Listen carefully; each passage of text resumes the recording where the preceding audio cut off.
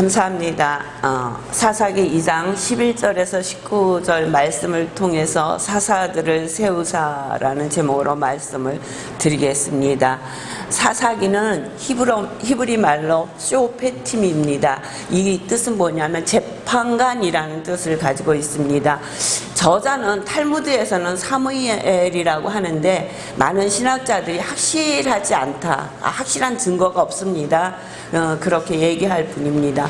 사사 시대는 여호수아가 죽은 후부터 왕정 시대가 시작되기 전 한 350년 동안 걸쳐진 범죄, 징계, 구원 이런 것들이 악순환되는 이스라엘의 역사를 볼 수 있습니다.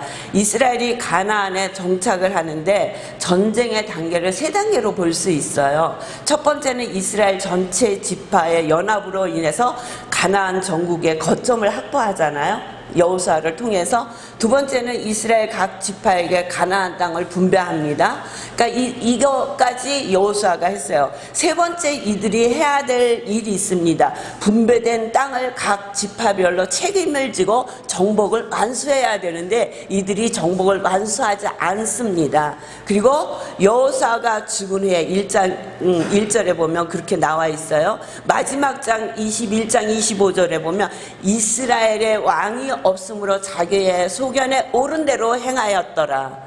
그러니까 사사기 시대는 이스라엘의 왕이 없으므로 자기의 소견에 옳은 대로 행한 거예요. 하나님 뜻대로 간 것이 아니라 자기의 소견에 옳은 대로 행하여졌다는 것입니다. 그러니까 그들이 범죄도 하고 범죄함으로 징계받고 징계받음으로 회개해서 하나님이 사사를 통해서 구원을 일으키시며 또 그들이 하나님의 구원의 은혜를 망각하는 거예요. 그리고 망각하고 나서 다시 범죄를 저지르고 이게 계속해서 12명의 사사를 통해서 이게 역사가 이렇게 순례를 하고 있는 것을 우리가 사사기를 통해서 볼 수 있습니다.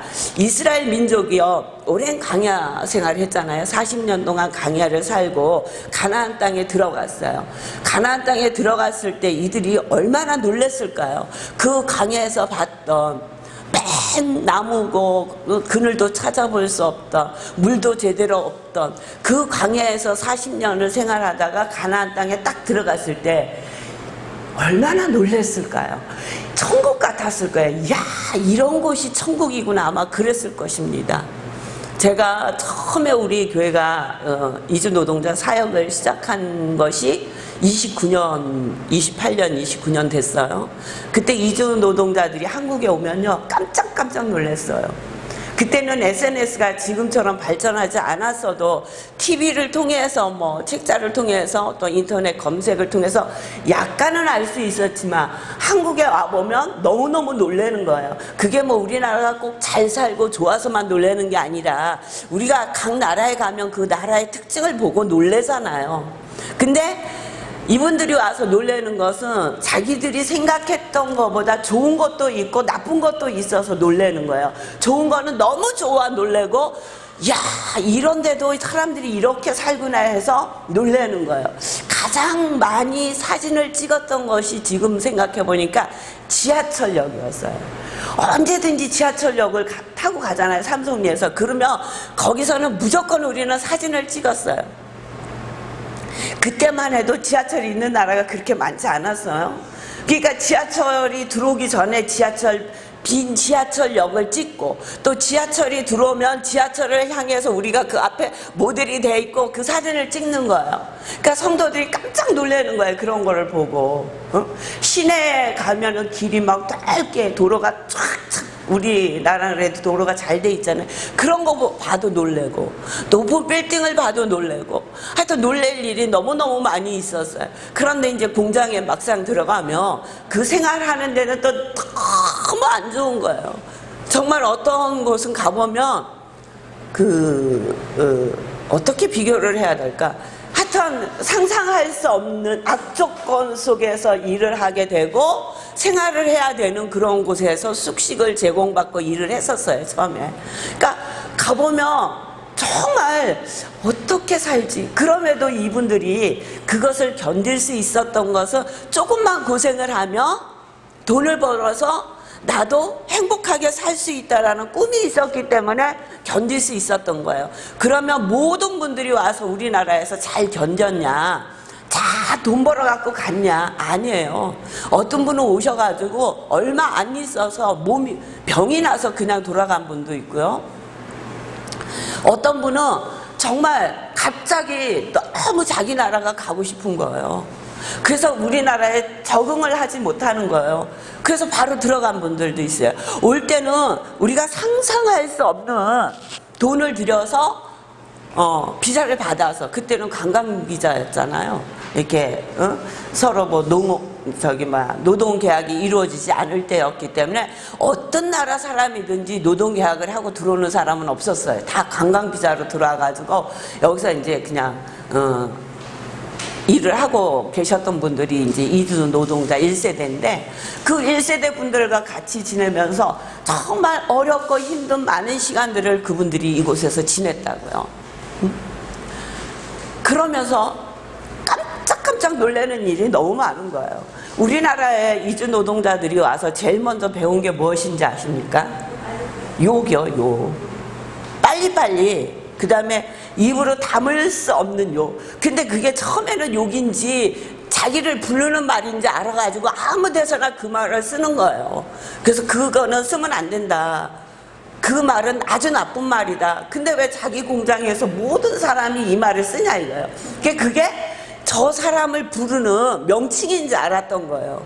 그렇게 힘들고 어려운 시간을 견뎌냈어요. 그러니까 좋은 것만 본 것이 아니라 어렵고 힘들어도 꿈이 있었단 말이에요. 소망이 있었단 말이에요. 그러니까 그 어려운 환경을 이기고 나갈 수 있었던 것입니다.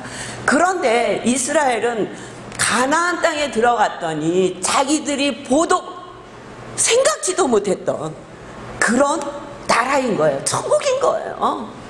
그래서 가만히 보니까 농사가 너무너무 잘 되는 거예요. 그리고 그들은 농사를 짓기 위해서 신을 섬기는데 막 신상이 너무 멋들어진 거예요. 하나님은 아무 형상도 만들지 말라 그래서 형상이 없는데 그들이 섬겼던 신이라고 섬기는 그들 앞에 가서 제사를 지내고 그러는데 보니까 형상이 어마어마한 거예요. 너무너무 멋들어진 거예요. 야, 이게 뭐냐? 그리고 이들하고 생활을 하다 보니까 우리는 이 신이 비를 달라고 그러면 비를 주고 폭풍우를 일으켜 달라면 폭풍을 주고 애들을 많이 낳게 달라고 빌면은 애들을 많이 낳게 해준다. 우리의 신들은 이런 그럼 보니까는 매력이 있는 거예요.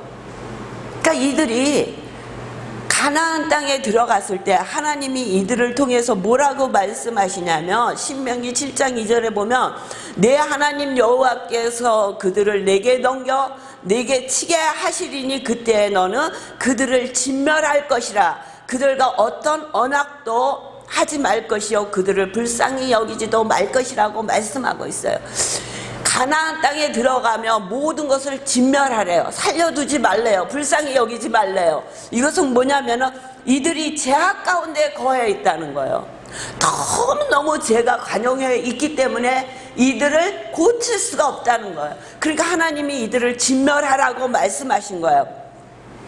근데 이들은 하나님의 말씀에 순종하지 않았어요. 그들을 진멸하지 않았어요. 그래서 그들이 겪어야 할 일이 어떤 일이었냐면 2장 2절 보시겠습니다. 너희는 이 땅 주민과 언약을 맺지 말며 그들의 제단들을 헐라하였거늘 너희가 내 목소리를 듣지 아니하였으니 어찌하여 그리하였느냐. 뭐라고요? 주민과 언약을 맺지 말고 제단을 헐라고 했는데 그렇게 안 했다는 거예요. 그러므로 내가 또 너희 말하기를 내가 그들을 너희 앞에서 쫓아내지 아니하리니 그들이 너희 옆구리에 가시가 될 것이며 그들의 신들이 너희에게 올무가 되리라. 그들의 신들이 너희에게 올무가 될 것이라고 말씀하시는 거예요. 너희 옆구리에 가시가 되고 그들의 신이 너희에게 올무가 될 거래요. 너희의 발걸음을 붙잡을 거라는 거예요. 근데 얼마 지나지 않아 그들은 그 신이 그들의 발목을 잡아요. 그들의 올무가 되는 거예요. 오늘 본문 말씀 보시겠습니다. 11절에 보니까 이스라엘 자손이 여호와의 목전에서 악을 행하였는데 어떤 악을 행하였느냐? 바알들을 섬기며 저 풍요의 신인 바알을 섬겼다는 것입니다. 애굽 땅에서 인도하여 내신 그들의 조상 하나님 여호와를 버리고 바알을 섬기는데 하나님 여호와를 버리고 바알을 섬겼다는 거예요. 이들이 하나님을 다 버렸을까요? 아니요, 이들은 절기 따라서 하나님 앞에 제사를 드렸어요. 자기들의 입으로는 하나님을 섬긴다고 얘기했어요. 근데 하나님이 보니까 이들의 마음이 바알에게 다 있었다는 거예요. 바알만을 섬기며 살고 있었다는 것입니다. 다른 신 곧 그들의 주위에 있는 백성들의 신들을 따라 그들에게 절하여 여호와를 진노하게 하시며, 바알만 섬긴 것이 아니라 가나안 땅에 있던 모든 신들 앞에 가서 그 신을 섬기며 절했다는 것입니다. 하나님이 가장 염려하고 싫어하셔서 그들을 모두 진멸하라고 말씀하신 그 말씀을 그들이 순종하지 아니하므로 그들은 바알을 섬기고 이방 민족이 섬겼던 모든 신 앞에 나가서 그를 섬기며 그 신에게 절을 했다는 거예요. 이스라엘 백성들이 이렇게 타락을 하는 거예요. 그러니까 하나님이 징계의 손을 들을 수밖에 없었다고 말씀하시는 거예요. 곧 그들이 여호와를 버리고 바알과 아스타롯을 섬겼으며, 바알은 남자신이고 아스타롯은 여자신이에요. 사랑과 전쟁의 신이에요. 다신의 신이에요. 많은 자식을 줄 거란 말이에요. 사랑을 주고 전쟁에서 승리할 수 있도록 지들을 이끄실 것이라고 여겼던 거예요. 그러니까 그 신 앞에 마냥 가서 절을 하며 섬기는 거예요. 바알과 아스타롯을 함께 섬기는 방법이 있는데 그것은 음행을 하는 거예요. 그 밑에서 이들은 그것에 죄의식을 느끼지 않았어요. 신을 섬기는 방법이었기 때문에. 근데 이스라엘 백성도 그들과 똑같이 그들의 신을 그렇게 섬겼다는 것입니다. 14절에 보니까 여호와께서 이스라엘에게 진노하사 노력하는 자의 손에 넘겨주사 그들이 노력을 당하게 하시며 또 주위에 있는 모든 대적의 손에 팔아 넘기시며 그들이 다시는 대적을 당하지 못하였으며, 재앙이 내렸다는 것입니다. 하나님이 말씀하셔도 듣지 않고 이방 신에게 가서 절하고 이방인들과 똑같이 살고 있는 그들에게 하나님이 재앙을 내리셨다는 거예요. 하나님께서 이들이 잘할 때만, 아니 하나님 말씀대로만 살 때만 하나님이 함께 하시는 것이 아니라 15절에 보니까 그들이 어디로 가든지 여호와 손이 그들과 함께 하였다고 말씀하고 있어요. 우리가 잘되고 좋을 때만 하나님이 함께 하시는 것이 아니라 내가 어렵고 가장 힘들 때, 내가 죽을 것 같을 때, 아니 내가 하나님 앞에 저질러서는 되지 않을 죄를 저질릴 때도 하나님은 우리와 함께 하신다고 말씀하시는 거예요. 여호와께서 말씀하신 것 같고 여호와께서 그들에게 맹세하신 것과 같아서 그들의 괴로움이 심하였더라. 하나님께서 모든 것을 보시고 그들에게 재앙을 내리시니까 그들의 삶이 아주 괴롭다는 얘기예요. 모든 것이 잘 될 것 같고 모든 것이 풍요로울 것 같고 그것만 가지면 더 이상 바랄 것이 없어서 바알과 아스타롯으로 생기고 이방 신들 앞에 나가서 절했는데 그들의 삶은 모든 것이 잘 되는 것이 아니라 하나님 앞에 재앙을 받는 아버지 괴로움이 심하였다고 말하고 있는 거예요. 고통 가운데 살 수밖에 없다고 얘기하고 있는 것입니다. 여호와께서 그럴 때 여호와께서 사사들을 세우사 그들을 구원하셨다고 말씀하고, 어렵고 힘든 가운데 이들이 부르짖으니까 하나님께서 그들의 부르짖음을 들으시고 사사를 세우셔서 그들을 구원해 주시는 거예요. 얼마나 죄가 무서운지 우리는 요새 코로나19를 보면서 죄를 봐야 되잖아요. 보이지 않잖아요. 누가 진짜인지 우리 아무도 모르잖아요. 나도 모르는데, 그렇죠? 나도 모르잖아.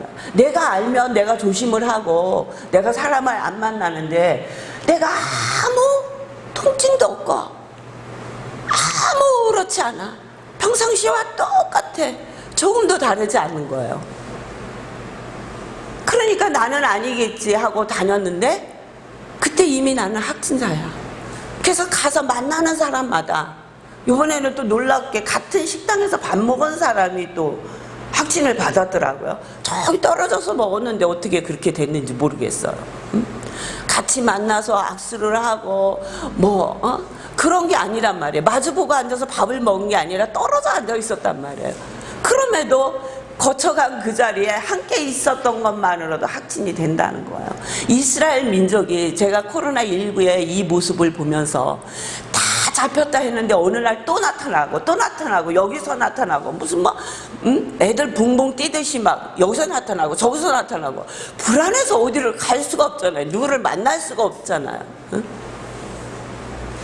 그런데 조심을 하지 않으면, 소독하지 않고 우리가 마스크를 쓰지 않으면 기본적인 것만 해도 많이 확진자가 많이 준다는데 기본적인 것도 하지 않고 엊그저께도 마을버스를 마스크 안 쓰고 타다가 제재하니까 운전기사를 팬 사람이 있어서 경찰에 구속됐더라고요.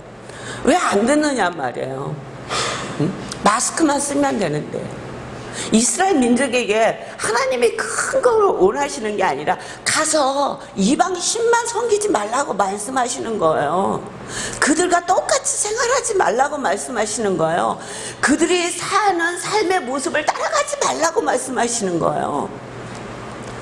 같이 있지 말라고 말씀하시는 거예요. 오죽하면 하나님이 가나안 땅에 가서 모든 것을 다 진멸하라고 하셨겠어요. 닿기만 하면, 만나기만 하면 하나님을 전해서 저들이 하나님의 자녀가 되는 것이 아니라 우리가 확진자가 돼버리는 거예요. 그러니까 진멸하라고 했는데 남겨놓잖아요. 다 모든 지파가 자기의 그 땅에 들어가서 다 완전히 진멸하지 않았어요. 한쪽 구석에다 남겨놓고, 또 어떤 지파는 자기네들이 보니까 자기네들보다 세거든요. 그러니까 자기네들은 그 땅을 차지 않고 그 사람들이 살고 있지 않은 모퉁이 한 구통에 가서 그냥 살고 그랬어요. 다 준비하셨고 하나님이 약속해 주셨잖아요. 너희가 이 땅을 차지할 것이다. 너희에게 이 땅을 줄 것이다. 하나님이 분명히 약속을 해 주셨어요. 오늘도 저와 여러분에게 하나님 약속해 주시잖아요. 내가 너와 함께 할 것이다. 내가 너를 복주고 복줄 것이다. 축복할 것이다. 그럼 또 막 세상 것만 계산하잖아요. 가장 큰 축복, 하나님께서 우리에게 가장 큰 축복은 우리가 하나님의 자녀로 사는 거예요. 세상에 무엇과도 바꿀 수 없고 무엇도 살 수 없는 하나님의 자녀가 되는 구원의 복을 다 받아 누리시는 줄 믿습니다. 그 구원의 복이 최고의 복이에요. 나머지 우리가 세상에 살면서 필요한 모든 것들은 부스레기에 불과하지 않아요. 근데 이스라엘 백성은 정말 크고 놀라운 복에는, 하나님이 주시는 그 놀라운 은혜에는 신경 쓰지 않았어요. 그건 당연한 걸로 받아들였어요. 부스레기가 너무 좋아 보이는 거예요. 그러니까 그 부스레기하고 하나님을 바꾼 거예요. 부스레기는 없어져요. 바람 불면 없어지고요. 비 오면 날아가 버리고요. 어느 때까지 우리하고 같이 있을 거라고? 아니, 이것은 영원히 내 것이라고 생각하는 그 어떤 것도 우리와 함께 하지 않아요. 그런데 이들의 마음은 늘 그런 마음이 있었던 거예요. 저렇게 보였으면 얼마나 좋을까. 저렇게 가서 빌면 저렇게 비도 내리고 모든 농사도 잘 되고 자녀들을 쑥쑥 많이 낳고 이들의 삶은 너무 좋다. 우리 이대로 사는데 문제 없다. 이렇게 살면 되지. 그리고 그들의 마음은 점점 강팍하여져서 17절에 보니까 그들이 그 사사들에게도 순종하지 아니하고 오히려 다른 신들을 따라가 음행하며 그들에게 절하고 여호와의 명령을 순종하던 그들의 조상들이 행하던 길에서 속히 치우쳐 떠나서 그와 같이 행하지 아니하였더라. 속히 떠나는 거예요. 속히. 하나님의 말씀을 떠날 때는 속히 떠나더라고요. 믿음이 자랄 때는 보이지도 않아. 비가 오고 눈이 오고 좀 뭐가 자라는 게 보여야 되는데, 씨앗이 숨겨졌으면 좀 새순이 나야 되는데, 새순이 나서 좀 잎이 벌어지고 이게 좀 줄기가 올라오고 꽃도 피고 열매가 피어지는 걸 보아야 되는데, 그거는 보기 힘든데, 이렇게 세상을 향해서 떠나갈 때, 다른 신을 떠나갈 때는 속히 얼마나 빨리 떠나는지 몰라요. 믿음 생활을 하다 보면 세상 것이 좋아 보일 때도 있습니다. 그것이 전부인 것 같을 때도 있습니다. 또 그것이 해결되는 것 같을 때도 있습니다. 그래서 우리는 하나님을 섬기는데 소홀히 한다는 거예요. 하나님 앞에 예배를 소홀히 합니다. 왜 그렇습니까? 속히 세상 길로 떠나는 거예요. 내 마음이 하고 싶은, 세상이 움직이는 내 마음을 따라가는 거예요. 하나님의 말씀대로 따라가는 저와 여러분이 되시길 주의 이름으로 축원합니다. 18절에 보니까 여호와께서 그들을 위하여 사사들을 세우실 때에는 뭐라고요? 그렇게 죄를 짓고 그렇게 하나님의 말씀을 도망가면 하나님께서 이웃에 있는 나라를 키우시는 거예요. 그래서 그들이 이스라엘을 침범하게 들어와서 힘들고 어려워지는 거예요. 그러면 이들은 또 하나님 앞에 울부짖습니다. 18절 뒤에 보면 슬피 부르짖으며 여호와께서 뜻을 돌이키셨음이거늘, 그렇게 슬피 울고 부르짖어요, 하나님 앞에. 그러면 하나님께서 뜻을 돌이키시고 사사들을 세우시고, 그 사사가 그들을 이끌고 나아갈 때 그들은 사사들과 함께하고 사사들과 사는 날 동안 안에는 여호와께서 그들을 지키셨다는 거예요. 계속해서 반복해서 그들은 하나님 앞에 죄를 짓고 징계를 당하고, 그러면 또 회개하고, 그러면 하나님이 사사를 보내주셔서 그들을 구원시켜 주시며, 또 조금 잘 가나 싶다 보면은 다시 돌아가는 거예요. 계속 반복적으로. 그래서 마지막에 뭐예요? 이스라엘의 왕이 없으므로 각자의 소견에 옳은 대로 행하였더라. 이스라엘 왕이 없으므로, 왜 왕이 없어요? 하나님이 계신데. 자기네들 눈에 보이는 왕이 없었다는 거예요. 자기네들이 이방인들이 섬기고 있는 그 신의 모습이 자기들 눈에 보이지 않았다고 얘기하고 있는 거예요. 보이는 세상 것을 쫓아가다 보면은 이스라엘이 겪는 똑같은 모습이 우리들에게 나타날 수밖에 없고, 우리는 이런 삶을 살 수밖에 없다는 거예요. 하나님의 말씀을 떠날 때는 속히 떠나요. 제 자리에서 돌아올 때는 많은 징계와 어려움을 통해서 돌아오는 거예요. 반복적인 생활을 하고 있잖아요. 한 번 했으면 두 번째는 안 할 것 같죠. 잊어버릴만 하면 또 죄악을 짓는 거예요. 잊어버릴만 하면 또 돌아가고, 잊어버릴만 하면 또 돌아가고. 저와 여러분은 하나님이 우리와 함께 하심을 믿으시길 주의 이름으로 축원합니다. 세상에 어떤 것이 우리를 유혹한다 할지라도 그 유혹에 빠지는 것이 아니라 하나님의 말씀을 붙들고 사시길 주의 이름으로 축원합니다. 하나님께서 이스라엘을 얼마나 사랑하시며 이 350년 동안 지내는 동안 사사를 12명을 보내시는 거예요. 그들을 통해서 구원시켜 주시는 거예요. 그러면서 내가 너와 함께합니다. 이사야 49장에 보면 여인이 어찌 그 젖 먹는 자식을 잃겠으며 자기 태에서 난 아들을 국률이 여기지 않겠느냐. 그들은 혹시 잃을지라도 나는 너를 잊지 아니할 것이라. 내가 너를 내 손바닥에 새겼고, 뭐라고요? 내가 너를 내 손바닥에 새겼고. 하나님께서 저와 여러분을 손바닥에 새겼고 함께 하신다는 거예요. 어려울 수 있어요. 힘들 수 있어요. 고통스러울 수 있어요. 그럼에도 하나님이 저와 여러분과 함께 하심을 믿으시길 주의 이름으로 축원합니다. 하나님이 함께 하세요. 언제나 어떤 일을 만나든지 하나님 앞에 먼저 기도하시길 주의 이름으로 축원합니다. 기도하세요. 세상 따라가는 것이 아니라 세상 사람들이 섬기는 그것을 쫓아가는 것이 아니라 하나님의 말씀을 붙드시는 여러분 되시길 주의 이름으로 축원합니다. 하나님의 말씀이 길이에요, 진리예요, 생명입니다. 우리에게 길이 되시고 진리가 되시고 생명이 되시는 여호와의 말씀을 붙들고 나아가시는 여러분 되세요.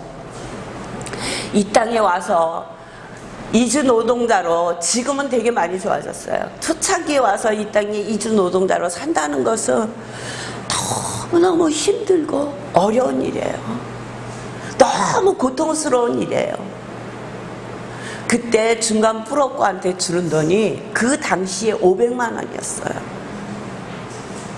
아프리카에서, 필리핀에서, 동남아에서 500만 원을 주고 이 땅에 와서 이주 노동자로 있는다는 것은 1년치 월급을 다 투자하고 온 거예요. 그러니까 갈래야 갈 수가 없어. 빚을 잔뜩 져놓고 왔기 때문에 갈래야 갈 수가 없어. 그럼 안 가고 내가 여기서 일을 하고 싶다고 또 일을 계속 할 수 있는 것도 아니야. 와서 겨우 있다가 자리 잡고 있는데 한 두세 달 지나서 월급 한 달 받고 2달 받았는데 단속에 걸려. 그럼 바로 추방이에요. 그 빚을 가서 평생 어떻게 갚을 거냐 말이에요. 죽을 것 같이 살았던 시간들을 보낸 성도들이 지금은 성공을 해서 비즈니스맨이 돼가지고 우리 한국에 와서 물건을 사가고 무역을 하고 있잖아요. 어려운 시기를 그래도 잘 견뎠던 성도들은 지금 그래서 자기가 하고 싶은 일들을 하며 정말 하나님의 은혜로 살고 있어요. 그분들이 또 하나님을 잘 믿고 믿음 생활을 잘해요. 우리 교회를 거쳐간 많은 성도들이 그곳에서 그 교회에 기둥들이 되어 있어요. 어떤 분은 목사로, 어떤 분은 장로로, 어떤 분은 집사로, 다 교회마다 그분들이 교회를 운영하고 있고 교회에 귀한 일꾼들로 자리를 잡고 있어요. 힘들고 어렵고 고통스럽다 할지라도 아무리 우리가 힘들어도 우리나라에 우리가 사는 것만큼 그분들 삶에 비하면 우리가 힘들겠어요. 너무너무 힘들 때도 믿음 붙들고 산 성도들은 하나님이 축복을 하시더라고요. 저와 여러분이 지금은 우리가 코로나19로 조금 어려운 시기를 보내고 있는 분들도 있어요. 이렇게 힘들고 어려울 때 더 하나님의 말씀을 붙들고 하나님과 동행하시는 저와 여러분이 되시길 주의 이름으로 축원합니다. 잊지 마세요. 하나님은 우리를 잊지 아니하시고 하나님의 손바닥에 우리를 새기셨다고 말씀하십니다. 그 하나님이 저와 여러분의 아버지이십니다. 그 아버지 앞에 모든 것을 내놓으시고 기도하시면서 승리하시는 여러분 되시기를 주의 이름으로 축원합니다. 기도하겠습니다.